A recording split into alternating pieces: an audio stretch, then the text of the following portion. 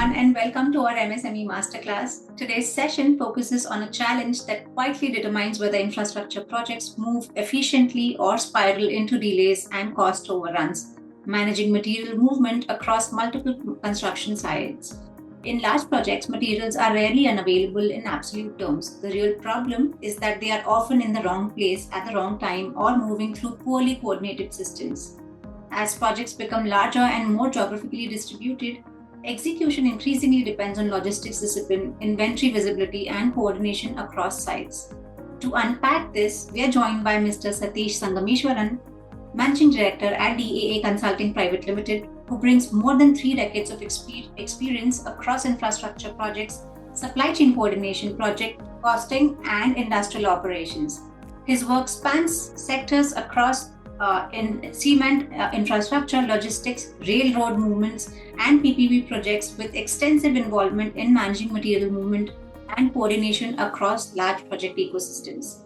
He brings deep practical expertise in handling supply chain bottlenecks, balancing excesses and shortages across sites, optimizing rail and road logistics, and reducing delays caused by fragmented coordination. His experience reflects a strong operational understanding of how infrastructure projects can improve efficiency, reducing wastage, and maintain higher control over execution costs. In today's session, he will share practical insights on how MSMEs can manage material movement more effectively across multiple construction sites, improving planning, strengthening coordination, reducing idle inventory, and ensuring smoother project execution. So, thank you so much for joining us today. It's a pleasure to have you. Thank you so much, Amrita, and looking forward to the session. Thank you, sir. So we'll quickly begin with the first question for you. Why does material movement become a major bottleneck in multi-site construction projects? Yeah, see, if I were to give a perspective about the projects which are being handled in India, many of these projects are scattered across the country. And we need to really understand that these infrastructure in some of these states may not be very robust. It could be the absolute interior of some of these states which are not very developed and so on and so forth. So all the more the MSME segment has to be very careful in terms of planning the material movement, the labor movement, the infrastructure, the vendoring, the subcontracting, and so on and so forth. So if I were to relate this to one of our experiences that we have had some time back, it's a kind of a practical situation. We were executing a conveyor belt project from Meghalaya to Bangladesh.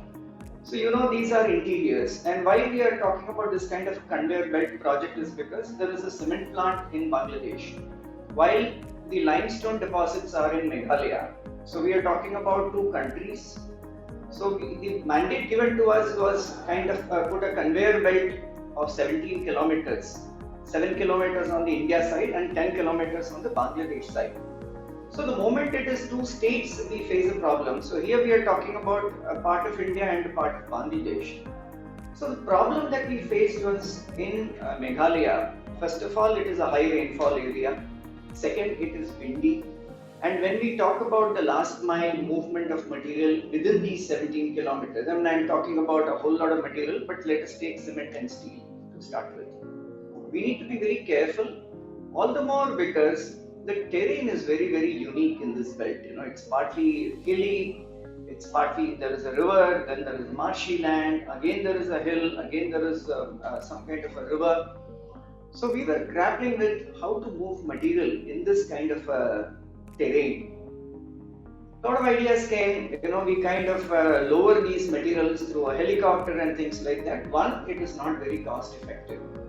Second, being very windy, to lower materials from a helicopter is next to impossible in these kind of belts.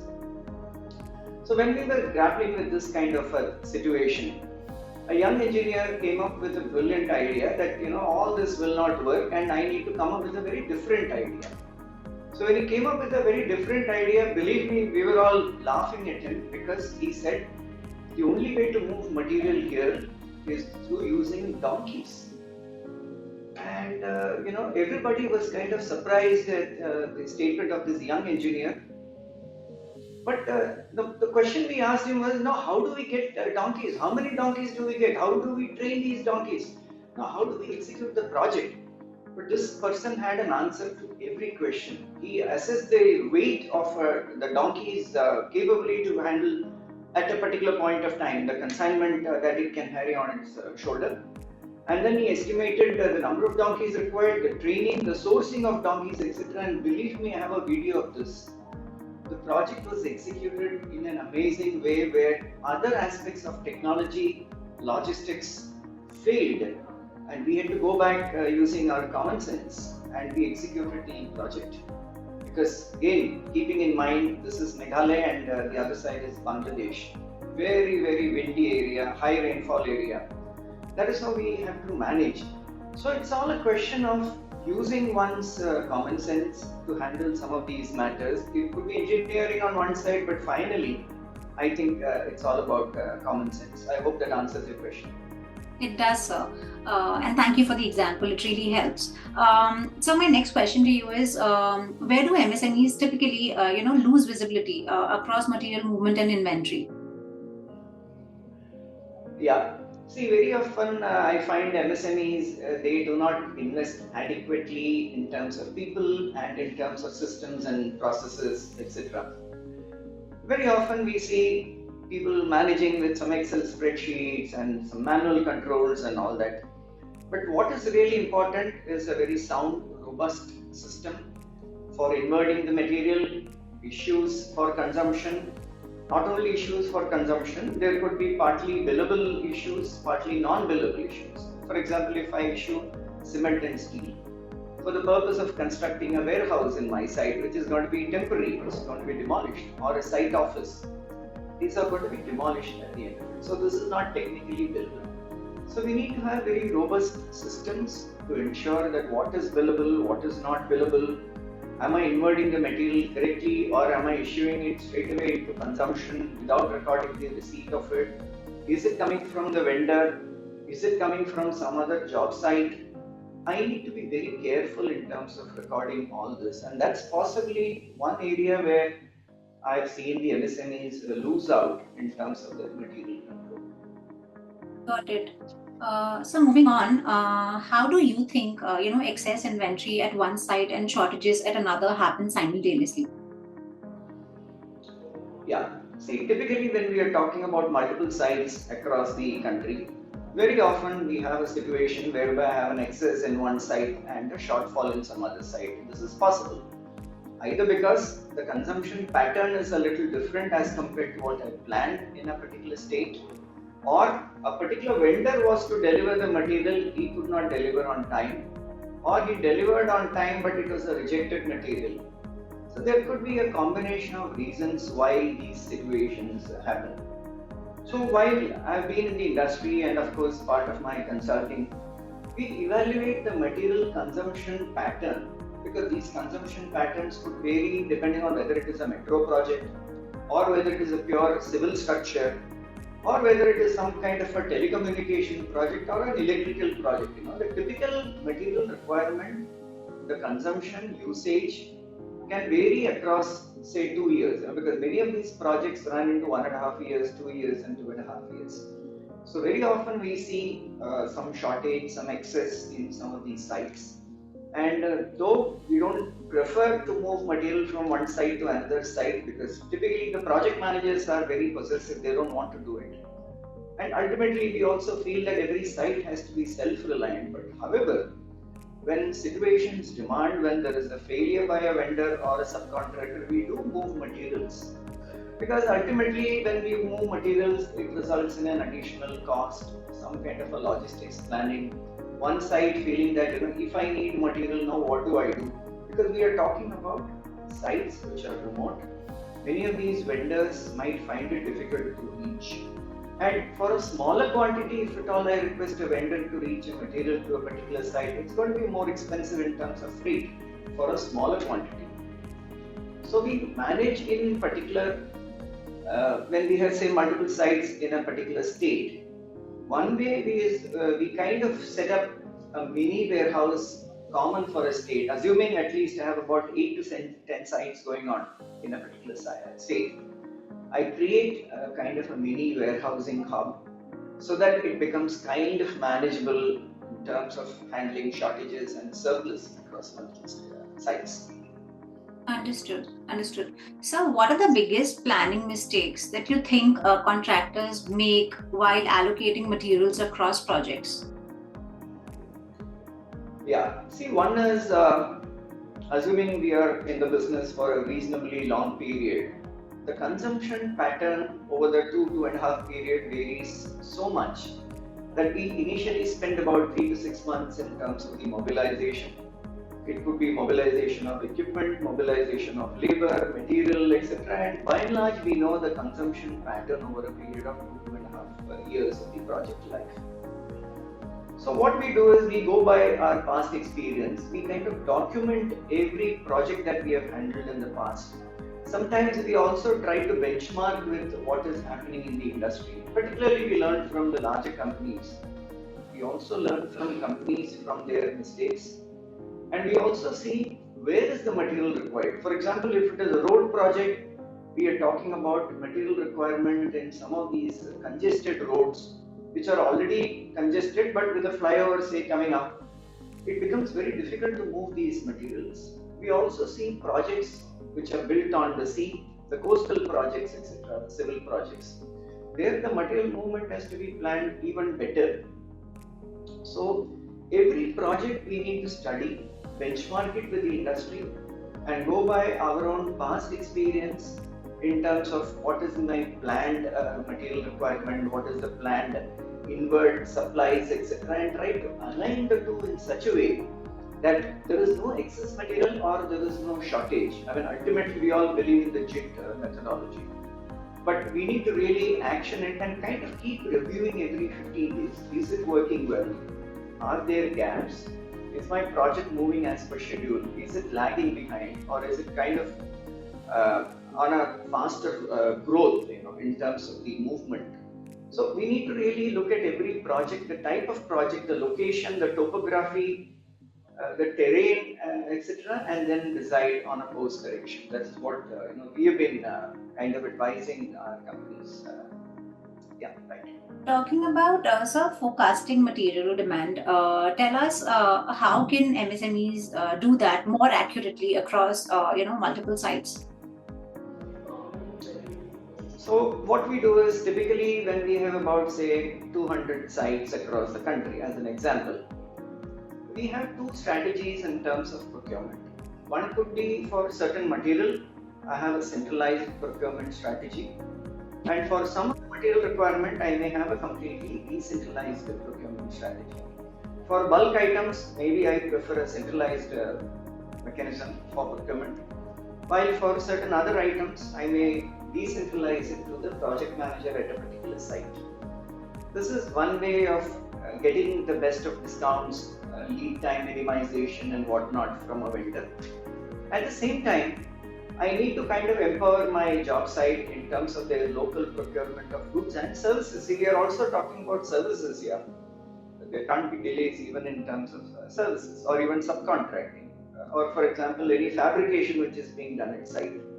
So we kind of manage it and plan it in such a way that there is an effective, efficient mix of centralization versus decentralization. Point number 2,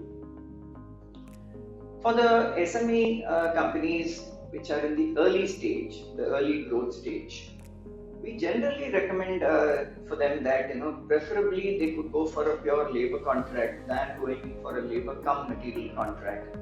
Leave the larger company to kind of procure the material, give it to them on a free issue material basis, and possibly the SME can do a pure labor contract. So that to that extent, they need to manage only the labor and the processing and the overheads, etc. The material part is left to the main contractor. Maybe this is one solution for the early MSME companies. So these two could be a dual strategy for companies to overcome some of these material related gaps.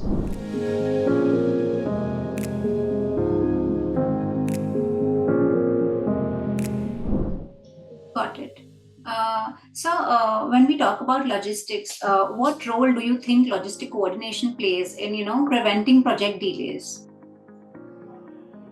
Yeah. So let me assume a particular consignment where I'm sending a huge reactor to, say, nuclear power corporation. I'm just taking a hypothetical example.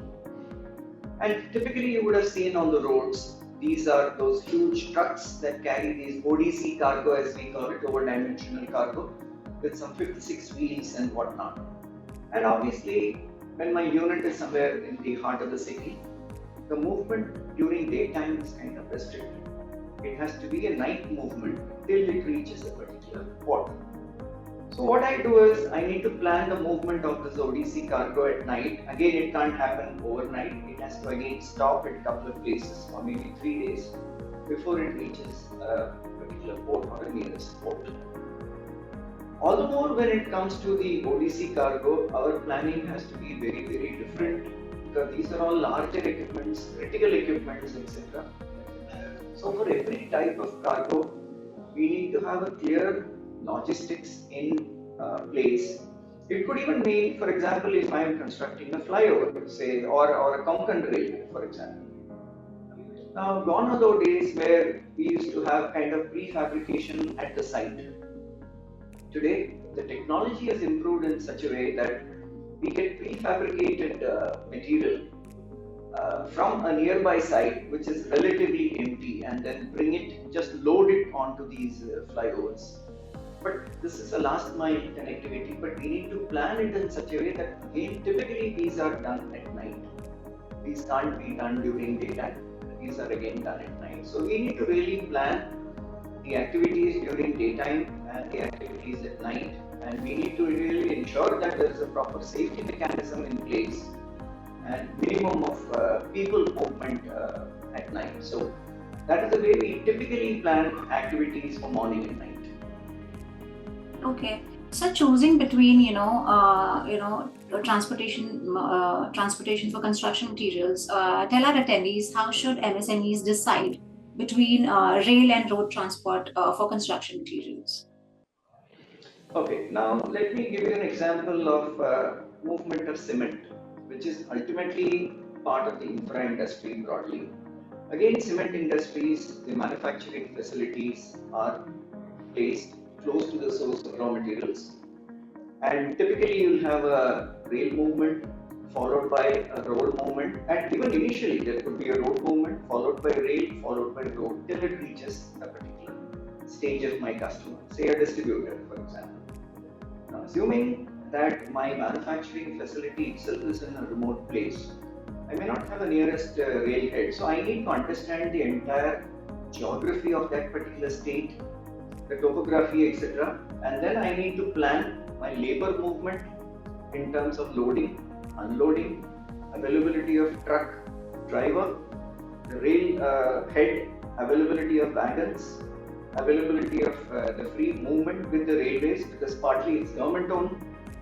Again, we are talking about the road transport, and road transport obviously is not a very organized kind of an industry. So when we are talking to a company which may not be a very organized kind of industry unless the Indian Railways, but at the same time we have to have a judicious use of road come rail. So what we did was, for the cement companies, we preferred to invest in the railway wagons, because very often my material would go by road from the nearest road head into the railway. The problem is the railways are not able to give me a railway wagon. It's not available. So at one point we felt like investing in railway wagons, though initially it was a cost center, but over a period of time we converted this cost center into a profit center, whereby at one point I had excess capacity of railway wagons. I could give it back to the railways for their use. So initially what I thought was a threat for me turned into an opportunity, because we worked at it continuously in such a way that we turned it from a cost center into a profit center. This is point number one. Second, what we did was, it is better to have my own railway siding near my own factory rather than even depending on road transport. To that extent, I am minimizing my inventory lying at multiple places. So for a client, we decided to invest in a railway siding which is next to my FG go down. So it comes out of the FG go down, gets into the railway wagon, which is my own wagon. The railway siding is mine, and then it goes on for the next destination. So again, this we converted from a cost center into a profit center.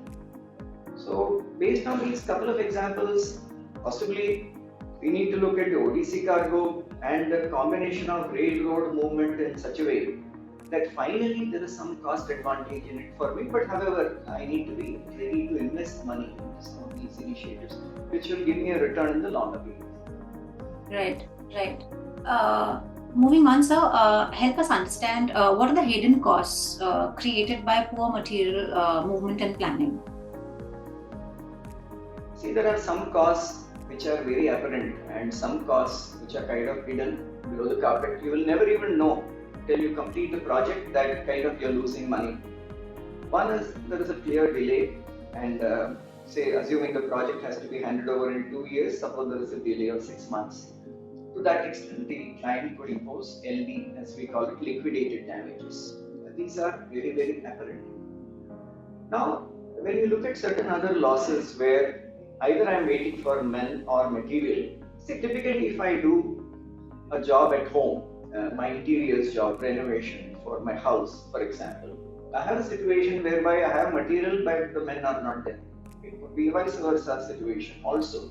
So when we are talking about larger projects and that too in remote locations, we need to really bridge the two in such a way that my men material synchronization is perfect. If that does not happen, there can be hidden losses, potential losses, which will never come to light. But how do we track it? Well, these are inherent, some are apparent, some are not very apparent. I need to review my costing in such a way that every 15 days I need to review my planned cost, my actual cost.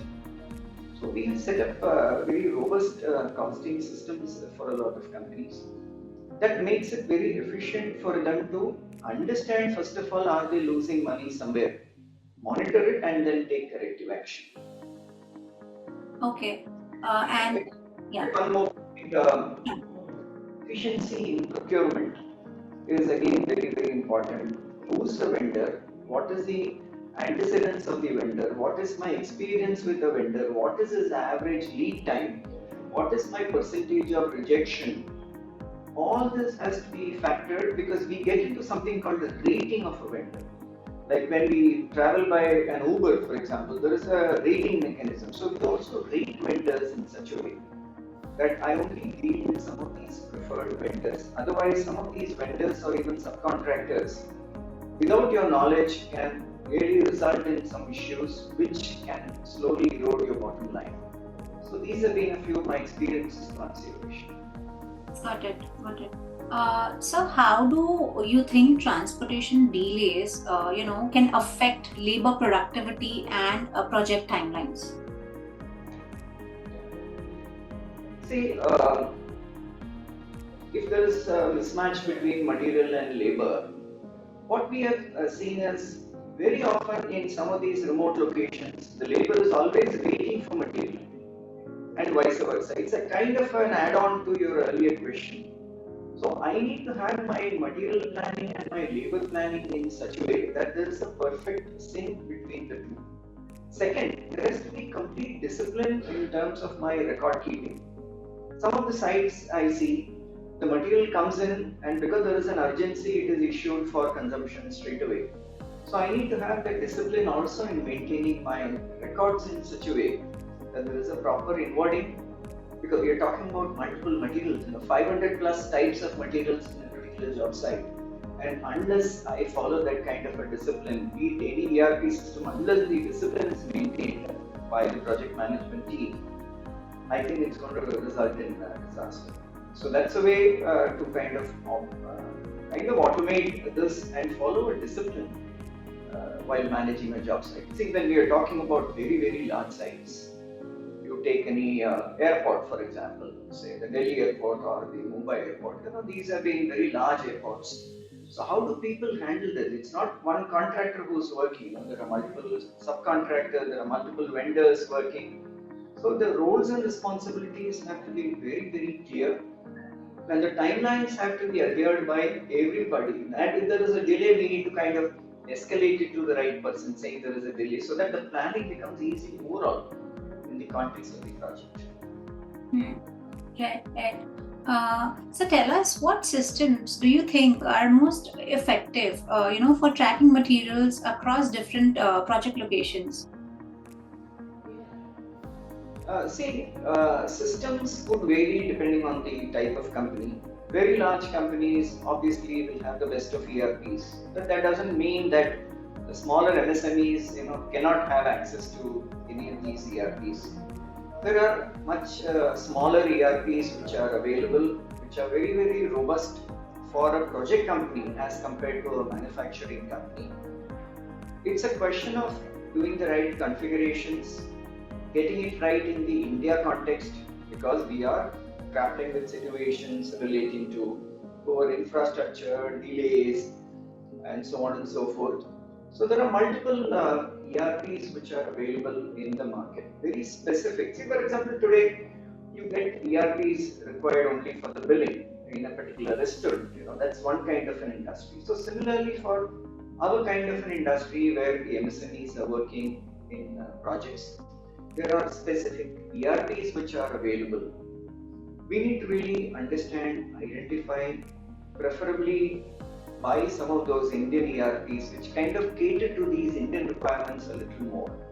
I'm not really advocating a Deshi kind of a solution, but the Indian software companies, they understand the Indian reality of these project companies who are MSMEs, and they kind of give them solutions, alerts, dashboards, so that the course correction becomes easy for these companies.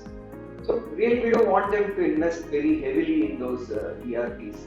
And obviously, it's not just investing one-time recurring cost, it's also about training to their own people. So there are enough ERPs which are available. We have tried many of them. Some of our partners have kind of developed specific solutions to. It's a mix and match what I see. Some are ready-made, there are a few which are customized, and so on and so forth. That's the only way to kind of have better control over the material. But the material control starts from material planning, the inventory, the issuance, following the consumption pattern, and always going back to similar projects. What did I do in my earlier projects, and where have I gone wrong, and how do I rectify this project? That's been our experience. So tell us, how can MSMEs reduce material wastage during inter-site movement and storage? See, when we talk about inter-site movement, storage, etc., very often many of these materials are dispatched based on a request from the other site without really documenting it. This is point number one. Second, when we are talking about remote situations, many of these are not even covered for insurance. Despite having a proper project insurance, when there is a material movement happening between one site and another site, see, there is always a possibility of, say, suppose I dispatch 100 bags of cement from one side, what I get is only 95 bags of cement at the other side. That's because possibly it's a loss on the way, it's pilferage, it could be anything. So very often I find the documentation part is missing, and sometimes despite having a very robust insurance cover, many of these are not declared for the purpose of insurance, and ultimately despite paying an insurance premium, when I put up a claim, these claims get rejected. So it's a combination of approach in terms of discipline versus insurance. That's what I recommend when there is a movement between two sides.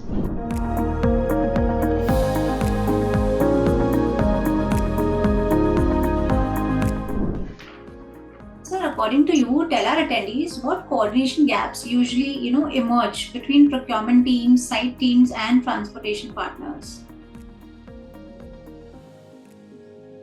See, ultimately, this is like an orchestra. When you see an orchestra on stage, there are multiple singers and there are multiple instrumentalists. They do a job in perfect coordination. That's when it is music to the ears. Similarly, when a project has to be music to the ears, At least, I mean, I'm talking about larger companies where they have established such a perfect sync between right from the material requirement assessment by the project guys, between the procurement teams, between the inventory teams, and the accounting and the commercial teams at the site.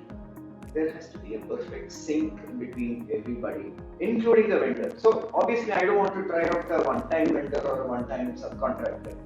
I need to work with preferred vendors with a track record and subcontractors again with a track record. Otherwise, I don't think there's going to be success in a project. I need to really take care of my vendors. For example, I'm happy that JSW is now looking at their MSME segment. So what are they doing? Ultimately, they're trying to educate the MSME. Similarly, the larger contractors have a responsibility of educating the MSME segment in such a way, sharing with them the best practices and whatnot. And that is when the entire team has to be part of a larger ecosystem. That's when efficiency is possible. And that's when that kind of coordination is possible. Right, right. So moving on, help us understand how can MSMEs avoid stock duplication across multiple project sites? See, avoiding stock duplication is very, very difficult, but we can only minimize it. So, assuming there are multiple, for example, job sites in a particular state, assuming there are at least 8-10 sites, we have gone in for a centralized hub for a particular state. In the sense, assuming these projects are similar, assuming I am doing multiple road projects, but it is a combination of one road project and electrification project, the requirement of material could be very different. Assuming these projects are similar, my material requirements are similar. In some states, we have gone in for a centralized state level warehouse whereby I procure material, even assuming it's not a centralized procurement, assuming it's a decentralized requirement, I coordinate the requirements of a particular state and then I stock it in a particular place, and this will work for maybe a smaller state, say for a Kerala, for example. If it is a very large state, it may or may not work. But assuming it is a smaller state, we have preferred a warehousing hub at a particular state level so that the procurement, dispatch, lead time control, storage control becomes a little easier for me rather than wasting money, efforts, and resources on duplicating at multiple job site levels. And so, tell us what are the most common inventory management failures in infrastructure projects?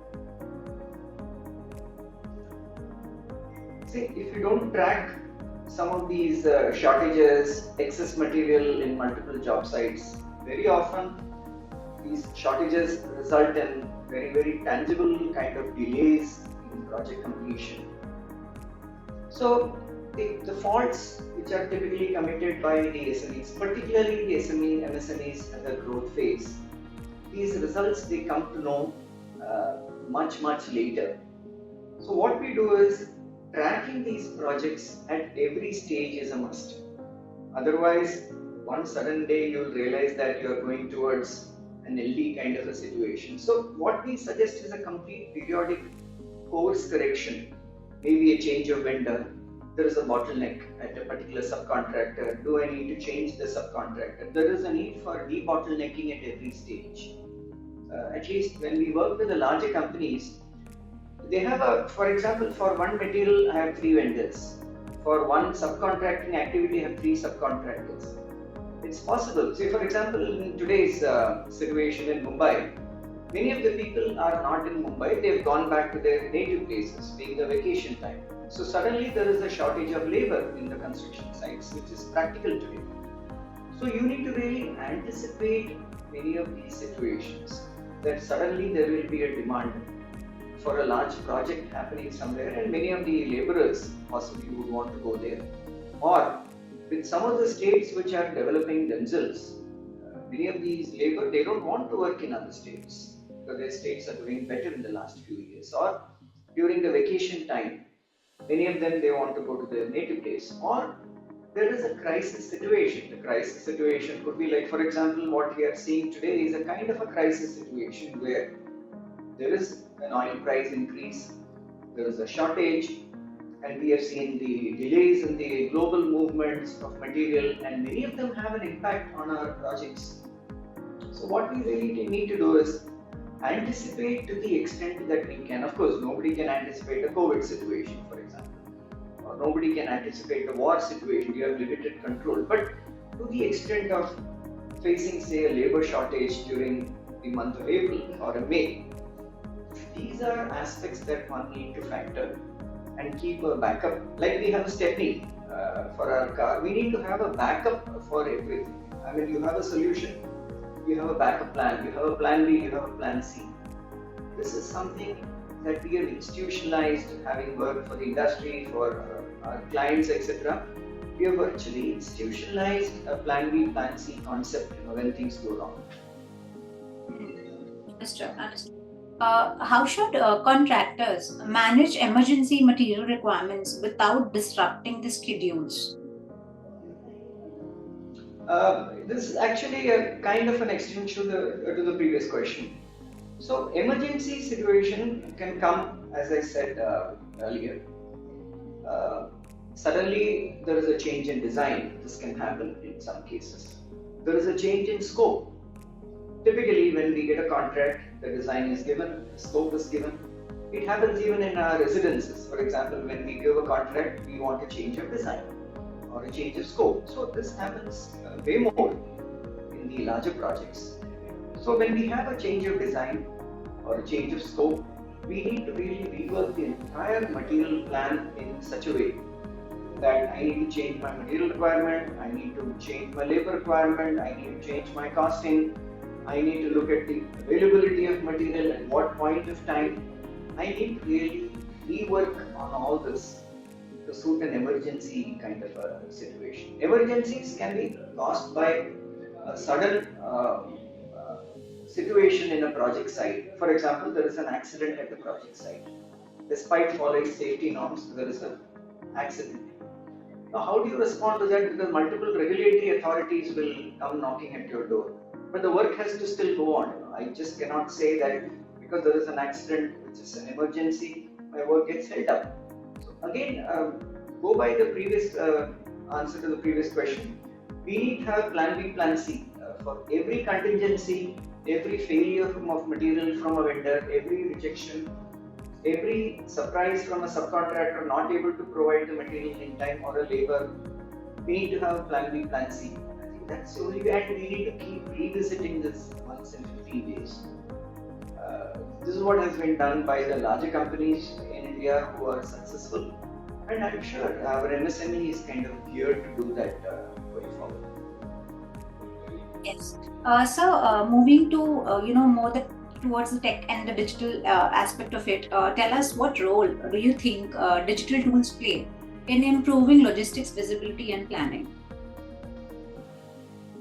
See, when we talk about digital support, today we are moving towards an AI ML era. But this is something which is not very new.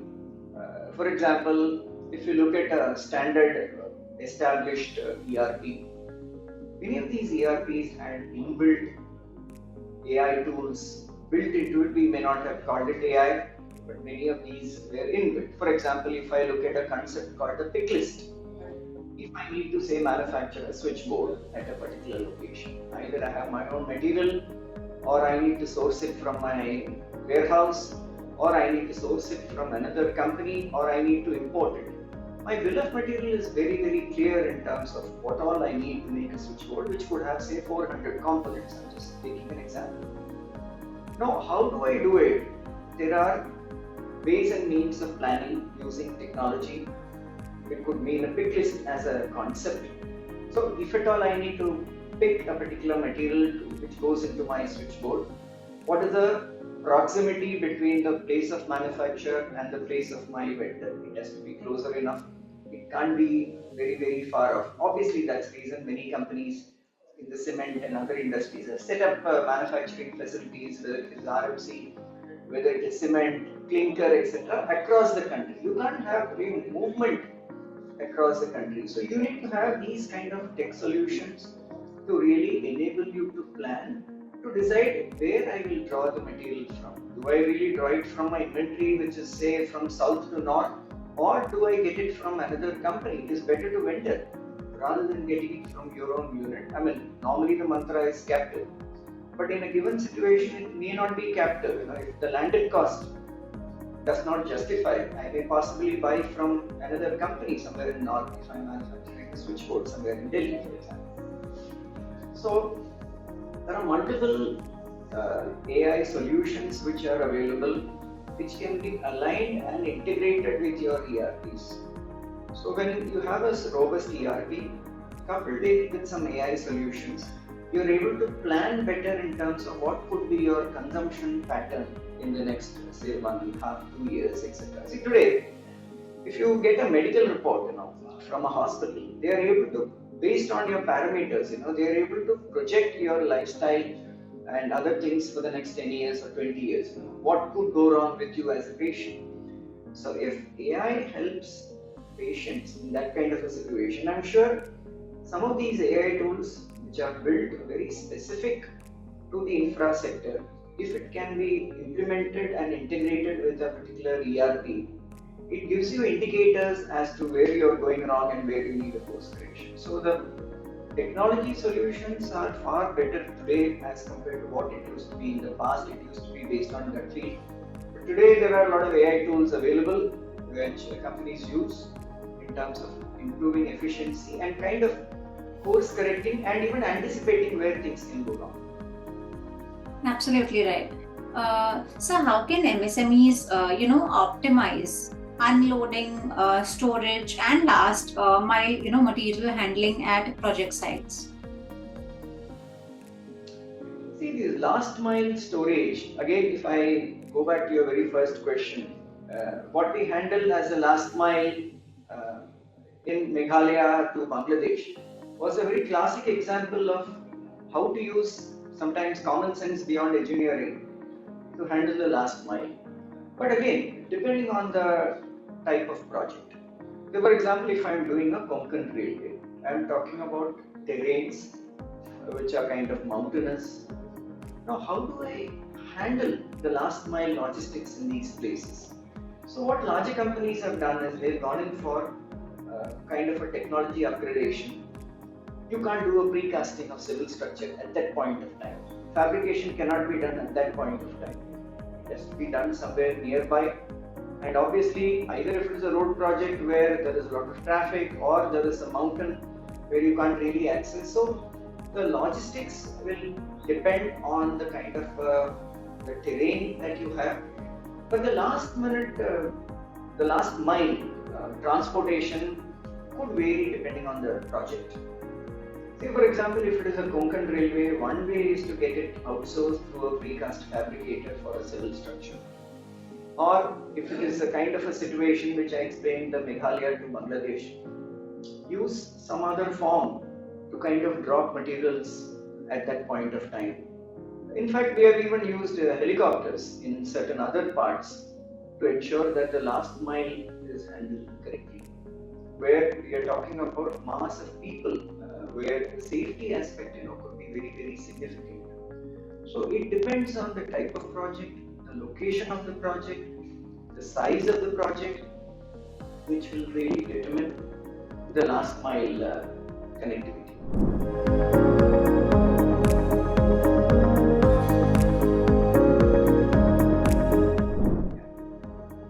And so, what early warning signs do you think indicate that the supply chain disruptions are about to impact the execution of the project?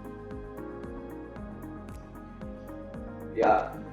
See, in a great game of cricket, we follow an asking rate. Actually, in companies, we have something called a war room, whereby we actually track the asking rate, what is required, what is happening, and what is required. So when we look at an airport project, for example, you need to have access to material from within the country. You need to have access to materials from all over. For example, an aero bridge or an escalator or a travelator.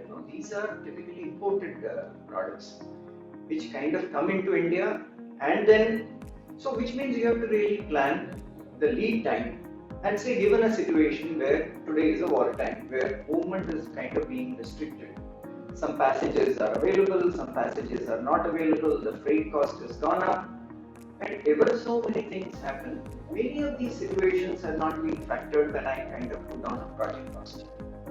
So what we do is, it's a continuous course correction that we do, and we need to really identify where my costs are going up. And however, wherever there are situations beyond our control, we shouldn't be shy going back to my client and ask for a price increase. One, of course, is tracking my costs correctly, anticipating where all things are going wrong, what can cause a delay. And finally, how do I go back to my client asking for a price escalation? So we need to really look at the type of contract, the commercial intent behind the contract. Is it a cost plus contract, or is it a fixed price contract? Do I have some scope to go back to a client? We need to really understand, and as a team, the project team with the costing team with the marketing team will have to be ready with all these answers if at all we have to go back to a client for a price escalation. I know it could be difficult when it comes to some government departments, it could be difficult, but yes, we need to have a robust way of recording the costs, recording not just the apparent costs, but we need to really try and record the off-balance sheet costs, so to say, the hidden costs, which finally erode on your margins. And this is very, very typical in the infra industry. For example, I enter into a project today. I know for sure it's going to take 3 years. My costing is based on that. Suppose my land allotment itself gets delayed by, say, 6 months. So we are talking about the project completion in 3.5 years' time, not the 3-year period, the 6 months. There is bound to be cost increase. Now, what has happened in the last few months? Last couple of months you take, March, April, May, there has been a very steep cost increase. Projects that I have entered into, say, 2 months back, what I am executing today, will face the brunt of the cost increase. Now, this is like a force majeure. This is the impact of war. Now, based on the force majeure, based on those legal clauses, can I go back to a customer and ask for a price increase? Or do I go back to a vendor and try and renegotiate price? It's a combination of multiple things that one needs to do. I mean, as I said, today is a classic case of many of the infra projects. In fact, you have timed it so right. Many of the infra projects going on today are facing the brunt of what's going on all around the world. So, in that sense, it's a very relevant question given the current times. That's what we need to do. Go back to client, go back to vendor, but identify, assess where are you losing money. Got it. How can better material coordination help reduce the overall project cost and cash flow pressures? It's a very valid point. See, apart from monitoring costs, revenue, and so on and so forth, managing liquidity is equally important. See, the cost and the revenue part, we need to look at the infra industry in such a way that the cost incurrence is continuous, whereas my billing and my revenue recognition and my collection, there is a gap between the cost incurrence and my revenue recognition and the collection of my invoices. That's the way the industry works. Okay, you may get a small advance or a mobilization advance at the beginning of the period, but it's not continuous. I mean, once you get a mobilization of advance for men and material, etc., on an ongoing basis, there can be a gap between cost incurrence and the cash flows coming in. It could be 3 to 6 months, typically. Now, do you have adequate working capital to bridge this gap of 3 to 6 months? Now, what are the costs that you are paying to a banker for that kind of a working capital is something that you need to see. But at the same time, are you getting adequate credit period from a vendor, which will kind of give you some working capital benefit? To what extent you have an efficiency to collect money from a customer based on proper billing, with proper backup, etc. So it's a combination of proper costing, billing, time of billing, accuracy of billing, negotiation with vendors and customers, which will really determine not only your profitability but your cash flow. And in today's world, the cash flow is even more important than your profitability. So one needs to look at some of these aspects so that one remains successful in business. Absolutely. And if an MSME wants to improve material movement discipline, immediately, what are the first three operational changes it should make? See, in the recent past, we have installed certain cameras at certain job sites. Now, these are important because today we talk about pilferage. Sometimes it need not be pilferage, it could be a cutting loss or a bending loss. When we talk about handling material, there is always a process loss or a cutting loss or a bending loss, which happens at various job sites. So it's important to know what is your estimated process loss. For example, if I need X amount of material, what I source is a little more than that, because when I start processing the material, there's going to be some losses that happen at the site. So I need to factor that percentage, say a 10% process loss is inevitable, cutting loss or a bending loss, for example, of iron and steel. So I need to factor that also in the costing, not just the normal consumption. That additional 10% has to be factored. Very often there is a mismatch between my supplies and my actual consumption. We need to have robust systems to kind of manage the consumption and the receipt of material. But finally, it is all about efficiency in storage. That too in certain remote situations, which will be the key. We find today pilferages happening left, right and center. You got to see, is there a correct insurance happening? Is there a material overseeing happening through cameras, at these remote locations? Anything can happen at night. See, even at some of these forest safaris, you find these animals, to track their movement, they are all tagged. So the tagging also helps, for certain material to see if there is a material movement which is other than the normal material movement. So tagging is something what companies are resorting to really track movement of materials also. So these are a few things that one can look at in terms of improving some of the operational efficiency in the short term. Now, my last question to you, sir, is what are the kind of innovations that you have seen in the infrastructure sector? Yeah, it's a nice question. See, finally, as I see, innovation is the key to every business. Whatever we innovate, maybe there is a cost today, but we are going to recover the cost over a period of time. Innovation is continuous.